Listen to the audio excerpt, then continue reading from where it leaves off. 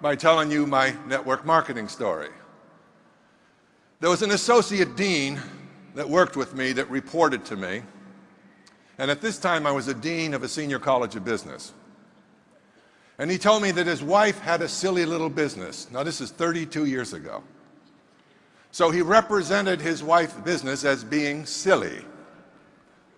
Now we would not have 9 children if I suggested to my wife anything she was doing was silly.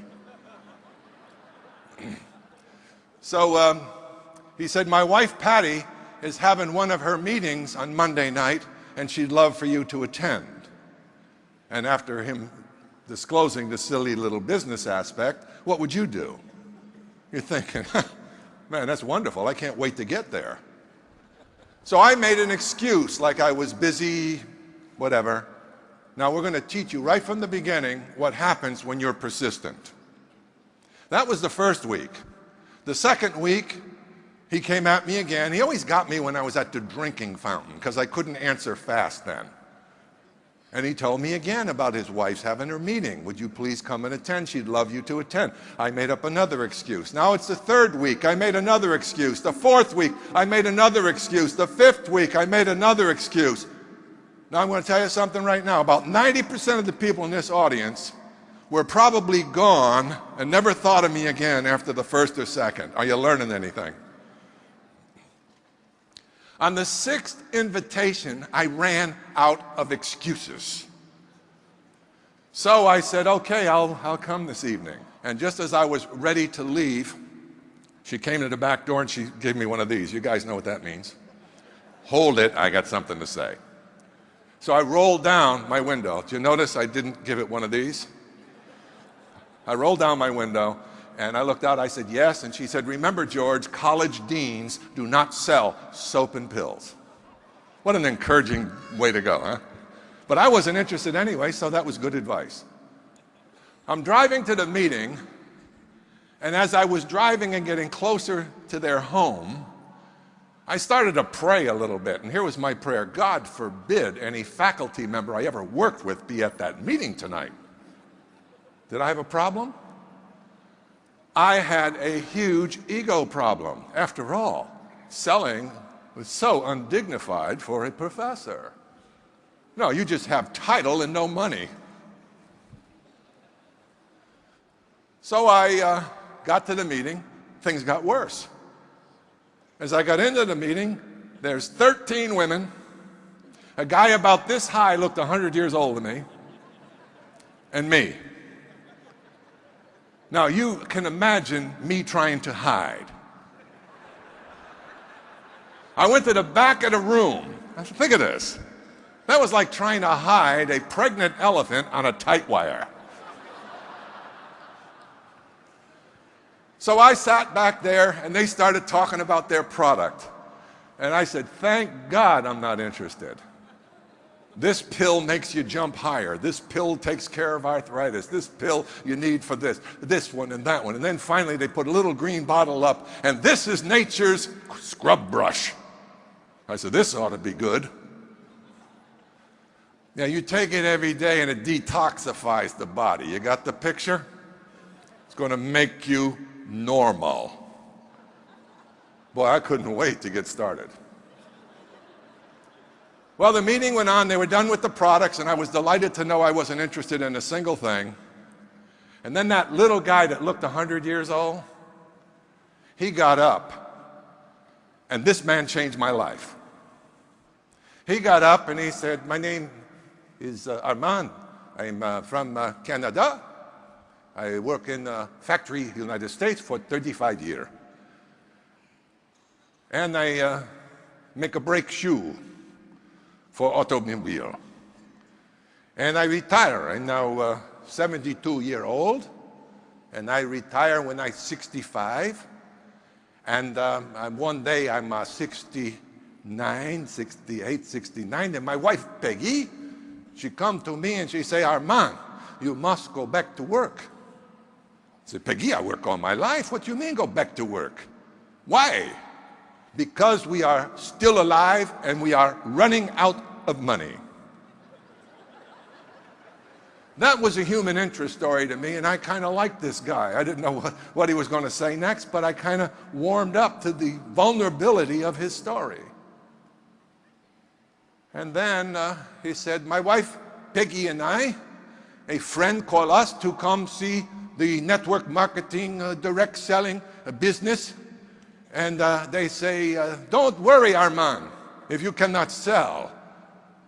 This business will take anybody. And he says to his wife, Peggy, we are anybody. Let's go see. So I'm listening to him, and I'm saying, it's pretty fascinating. I wonder where it's going. And then he said, my wife, Peggy, and I, we work as husband-wife team. Huh, Peggy? Peggy goes, yes, Armand. And today, 3 years later, we earn $10,000 a month. I almost fell off my chair. That was more than 3 times what I was earning, and it took me many years to qualify to earn it. The guy went to 5th year education, 5 years of formal schooling. He didn't speak the Queen's English. He was in a foreign country for him. He started a business at 69 years old. And at 72, he was earning 3 times a month more than I was. All of a sudden, whatever that stuff was on the counter that I didn't like, I was warming up just a bit. Well, I'm going to give you your PhD in network marketing right now if you're ready for it, because this is when he gave it to me. Are you ready for it?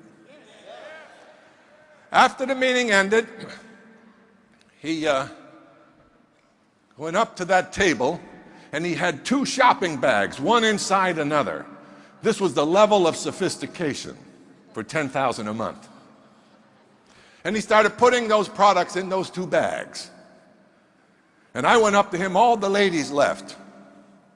And I said, Armand, my name is George Zalucki. I said, God, I am impressed. That was clearly a euphemism for I am jealous. I said, can I ask you a question? He said, yes, you can ask me a question. I said, tell me, how can a guy like me who's only been a teacher and a coach get into this thing, network something, and make $10,000 a month? Now, why did I ask that question? Why do you think I asked that question? Because that sounded good to me. Does it sound good to you? Well, why don't you ask for what you want in life instead of praying all the time and wondering whether it's ever going to come to you? Prayers without works mean nothing. Faith without works means nothing. So, oh, he said, big man, you would like to earn $10,000 a month? I said, yes, that would be nice. He stood right in front of me, and he was about this high, I swear. I'm big, but this guy was small. And he's looking up like this, and he said, I ask you a question, big man. Listen to the question. Listen to it. Will you, big man, as represent 1 year of your life? I don't care if you do full-time or you do with your spare time. You just have more time to do same simple things. You don't look over your shoulder left for 1 year. You don't look over your shoulder right for 1 year. You focus your mind, and you will succeed. Can you do that? He said. And I answered like most people. I was not quite advanced at that point in how things really get done. So I said, well, I think I can do that. And here's what he did. Oh, no, he said. Did I ask you, will you give 1 year of your life, no turn back effort, no look back left, no look back right, focus your mind? Did I ask you that question? By this time, I'm getting a little irritated. I said, yes, you asked me that question. He said, then, big man, you have yes or you have no. Now pick one. I said, yes, I'll do it. Now here's the best training I ever had in my life about success. What he said right now. Here's what he said. That's good, big man. I can teach you no more. Now I'm going to tell you something. If I walked off this stage right now and you understood the power of that man's instruction, you can do anything. The problem is, folks, we start something and we lose focus. We let the little minds in life take away the big dreams, don't we? The little voices that you have in you from your past failures, they keep chipping away at your will to persevere. Yes or no?